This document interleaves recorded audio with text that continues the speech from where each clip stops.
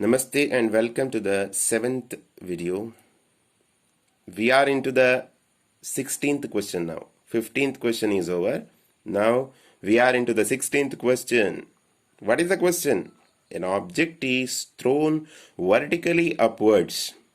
An object is thrown vertically upwards as it rises. Its total energy. What happens to the total energy of the object which is rising up? That is a question. Decreases, increases, remains constant, sometimes increases. So which will be correct? Decreases, increases, remains constant. What about this? Total energy. You have to say about total energy. You know, while an object is moving, its total energy is sum of kinetic energy and potential energy. Kinetic energy and potential energy. So, both kinetic energy and potential energy will vary. If kinetic energy increases, potential energy will decrease. If potential energy increases, kinetic energy will decrease. But total will be constant, will remain same. So, total energy will be same, remains constant. So, option C is correct, remains constant. Remember, total energy equal to sum of kinetic energy and which one? Potential energy, right? So, if this increases, this decreases. If this increases, this decreases. But this will be constant. 17th question. Now we are into the 17th question. From a waterfall, remember, imagine a waterfall.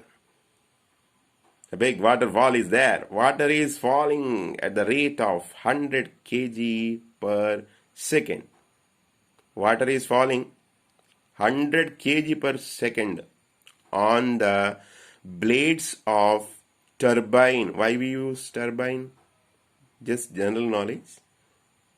Turbine is rotating, So by which we will get the produce current, right? Yes, turbine. If the height of the fall is 100 meter, then the power delivered to the turbine is approximately equal to. You have to calculate power. What and all given?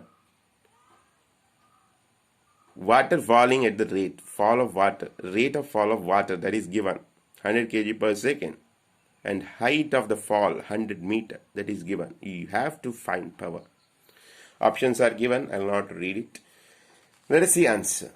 So first, I have considered here the equation, that is equation of motion v square for v square equal to v naught square plus 2ax. Very familiar equation to you. This is to find v square. So v naught square initial velocity, we consider it as 0 and 2ax. While water is falling down, a is acceleration due to gravity. Approximately I have taken it as 10. While calculating in competitive examination, if it is given as 9.8, you have to substitute 9.8. Otherwise, you can substitute 10 itself because you no need to get the exact answer. Approximate nearest answer you can find it. That is why no need to substitute 9.8. If you substitute 9.8, it is little difficult for you if you calculate. So I have substituted 10 here. 2 into 10 into 100 will be 2000. Therefore, power equal to kinetic energy by time. Kinetic energy we have found here. Whether we have found, no, v square we got. From that you can get kinetic energy. While it is falling, the energy is kinetic energy, not the potential energy. So total energy will be kinetic energy here. So power will be energy by time. That is kinetic energy by time. So half mv square, this part, half mv square is kinetic energy. That one divided by t. So divided by t here. This is the equation. Okay. That is equal to half 100. What is that? This 100 kg mass per second. 100 into 2000. That is v square. Directly you can substitute. No need to square it. 2000. So it will be this answer, that this much of watt.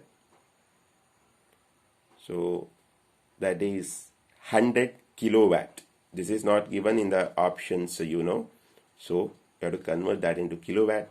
You'll get it at 100 kilowatt. So option A is correct here. Option A is correct.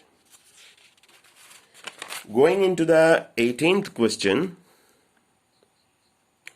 If the momentum of a body is doubled, the kinetic energy is. Momentum is doubled. What happens to the kinetic energy? You know the relation between momentum and kinetic energy. Using that relation, you'll get answer. Kinetic energy first equal to p square by 2m. Initially it was. Let us assume so. Kinetic energy. Second kinetic energy. Here what happens? Momentum of the body is doubled, means p becomes 2p. P becomes 2p. If it is so, this p square will be 2p whole square. That is 4p square. I have directly written here 4p square by 2m. Hope you can understand it. Very easy. 4p square by 2m means this is p square by 2m.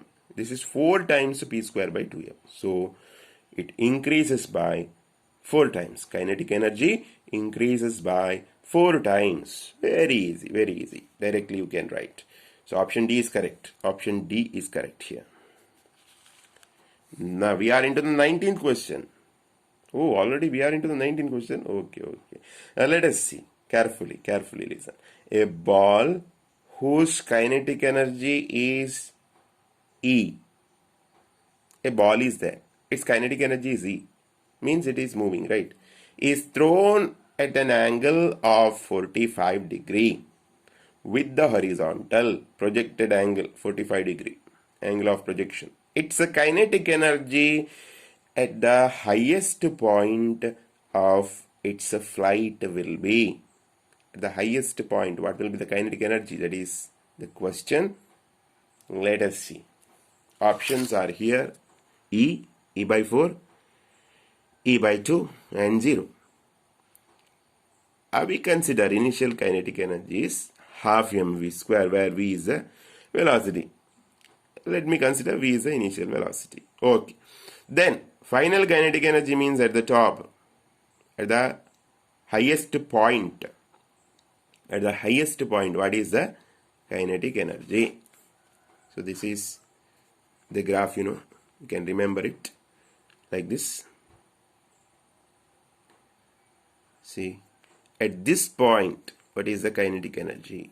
Here, at this point, I have taken it as just after throwing the kinetic energy is half mv square. I have taken it as.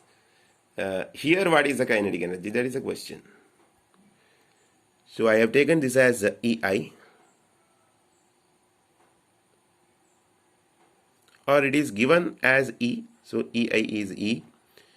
And EF, what is EF? That is half mv square cos square 45 degree. Why it is cos square 45 degree? Because at this point, the velocity component is only x component. Y component is 0 here. Vy equal to 0 here. Vx is only, we have here, that is v, here it is v cos theta. V cos theta, right? As we have taken this as v, it will be v cos theta.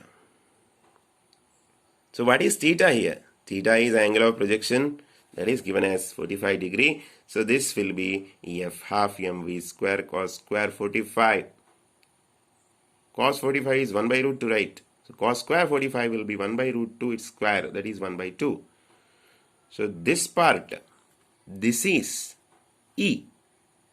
This is 1 by 2. So it will be E by 2.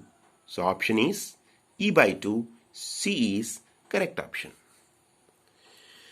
The last question, 20th question. In elastic collision, law of conservation of momentum holds good if collision is collision is elastic collision, not inelastic collision. Don't confuse. Elastic collision, law of conservation of momentum holds good if time of collision is small, bodies are mere particles, bodies are mere spheres under all conditions. See, type of collision is elastic collision, in which always conservation of momentum holds good. So option D is correct under all conditions. Under all conditions. So we have completed 20 questions under this part, that is under the topic motion in a plane, work, energy and power. So in coming videos we will start second year topics. That is, at the beginning we will start theory part in detail, then we will go to the competitive examinations. In between we will cover up the first year this kind of topics for competitive examinations. Keep watching. Thank you.